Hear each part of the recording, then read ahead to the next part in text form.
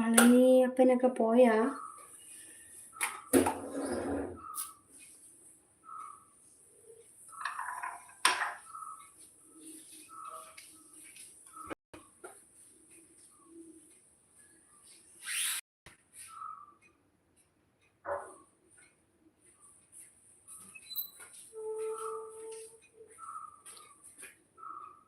എടാ വിച്ചു, ഈ വിഷ്ണു വന്നായിരുന്നു. വിഷ്ണു ശിവൻകുട്ടിയില്ലേ, സബല്ലേടാ? എടാ അവൻ പറഞ്ഞ അവൻ്റെ കല്യാണം നിശ്ചയിച്ചതായിരുന്നു. ആ പെണ്ണ് ആക്സിഡൻറ്റിൽ മരിച്ചു പോയടാ.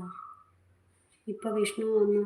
അതുകൊണ്ട് 2 ദിവസമായിട്ട് ലൈവ് ഒന്നും ഇടുന്നില്ലായിരുന്നു. അപ്പം ഞാൻ ചോദിച്ചു അതിനെ ഇടാത്തേന്ന്.